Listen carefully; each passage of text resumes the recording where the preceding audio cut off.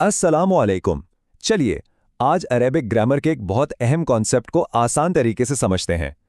कभी सोचा है कि जब हम अरबी में एक लड़का और वो लड़का कहते हैं तो इनमें बुनियादी फर्क क्या है? आज हम इसी फर्क को समझेंगे कि एक आम इस्म को खास यानी मारिफा कैसे बनाया जाता है। बिल्कुल। जरा स्क्रीन पर देखें। एक लड़का, ये आम है, कोई भी हो सकता है। लेकिन जब हम कहते हैं वो लड़का, तो अब हम एक मखसूस शख्स की बात कर रहे हैं। अरबी ग्रामर में इसी खास या मुअय्यन इस्म को मारिफा कहते हैं और आम इस्म को नकीरा। ये फर्क समझना, आप समझ लें, अरेबिक सेंटेंसेस को ठीक से समझने की पहली सीढ़ी है। तो आज हम क्या क्या कवर करने वाले हैं? पहले हम देखेंगे मारिफा की पहचान, फिर ज़मीर और इस्म इशारा, उसके बाद इस्म मौसूल और अल का इस्तेमाल, फिर इजाफा और अलम की पहचान, और आखिर में मुनादा को समझेंगे। और हाँ, एंड में एक छोटी सी प्रैक्टिस भी करेंगे। चलिए शुरू करते हैं। ओके, तो शुरू करते हैं हमारे पहले सेक्शन से। सबसे पहला सवाल, आखिर ये मारिफा है क्या? आइए इसकी तारीफ को समझते हैं। तो बिल्कुल आसान लफ्ज़ों में मारिफा का मतलब है कोई ख़ास चीज़, ऐसा नाउन जो किसी पर्टिकुलर जानी पहचानी चीज़, शख्स या जगह के लिए इस्तेमाल हो। ये आम नाउन का, जिसे हम नकीरा कहते हैं, बिल्कुल ऑपोजिट है, सिंपल। अच्छा, तो सवाल ये है कि हम किसी आम नाउन को खास बनाते कैसे हैं? अरबिक ज़बान ने हमें इसके लिए 7 टूल्स दिए हैं, 7 अलग अलग तरीके। चलें एक एक करके इन सबको देखते हैं। चलिए शुरू करते हैं पहली 2 किस्मों से, जो कि बहुत कॉमन है, ज़मीर यानी प्रोनाउंस और इसमें इशारा यानी डेमोन्स्ट्रेटिव्स। ये वो लफ्ज़ हैं जो या तो किसी नाउन की जगह ले लेते हैं या सीधा उसकी तरफ इशारा करते हैं। पहली किस्म है ज़मीर। सोचो, हम बार बार नाम लेने के बजाय मैं, तुम, वो इस्तेमाल करते हैं ना, ये हमेशा मारिफा होते हैं। क्यों? क्योंकि जब आप कहते हैं अना यानी मैं, तो सुनने वाले को पता है कि आप अपनी बात कर रहे हैं। इसी तरह जब आप अंता यानी तुम या हुआ यानी वो कहते हैं, तो आप हमेशा किसी स्पेसिफिक मालूम शख्स की ही बात कर रहे होते हैं।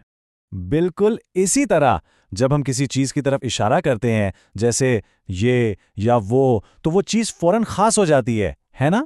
जब आप कहते हैं हाजा किताबुन, मतलब ये एक किताब है, तो आप किसी स्पेसिफिक किताब की तरफ पॉइंट कर रहे होते हैं।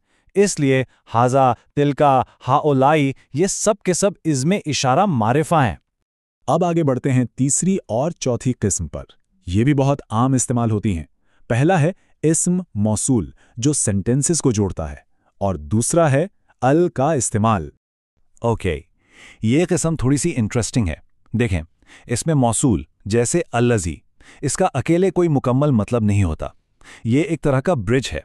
इसको अपना मतलब पूरा करने के लिए एक और जुमले की ज़रूरत होती है। उस जुमले को हम कहते हैं सिला।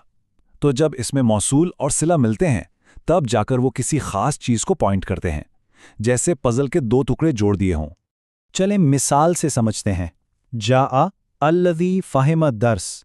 अगर सिर्फ अल्लज़ी बोलें तो मतलब अधूरा है, वो जो क्या।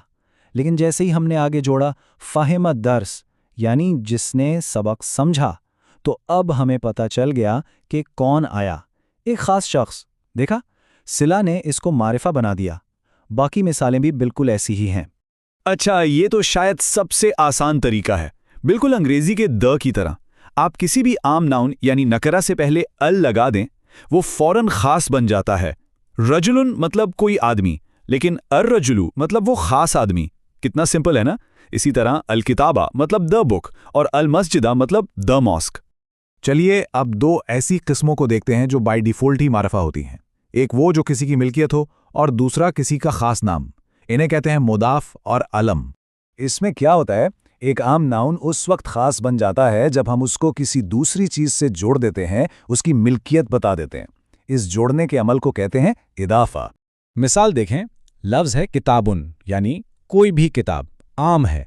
लेकिन जब हम कहते हैं किताबुत तालिब, तो अब ये आम नहीं रही, अब ये उस स्टूडेंट की किताब है, एक ख़ास किताब।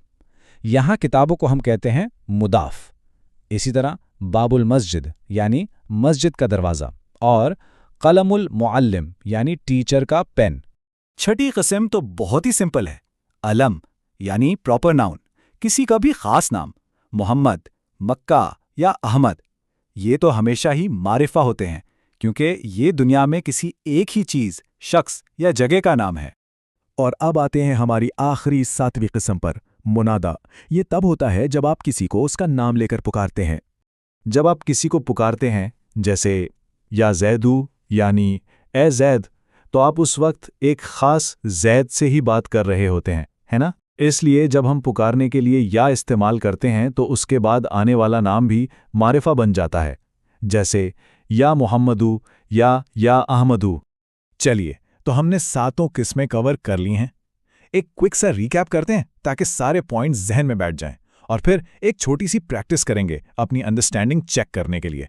स्क्रीन पर इस टेबल को देखें। ये एक परफेक्ट समरी है। ज़मीर जैसे अना, इसम इशारा जैसे हाजा, इसम मसूल जैसे अल्लती, अल वाला जैसे अर्रजुलु, मुदाफ जैसे किताबुत तालिब, अलम जैसे मोहम्मद और मुनादा जैसे या ज़ैदू। Okay, practice time. इस जुमले में मारिफा लफ्ज़ कौन सा है और उसकी टाइप क्या है? सोचें। रआइतु रजुला फिस्सूकी। शाबाश, सही जवाब है अर्रजुलो। और ये मारिफा क्यों है? क्योंकि इसके शुरू में अल लगा हुआ है। इजी। अच्छा, अब ये सेंटेंस देखें। हाजा कलमुल मुअल्लिमी, इसमें एक से ज्यादा मारफाएं हैं। जरा ढूंढें तो।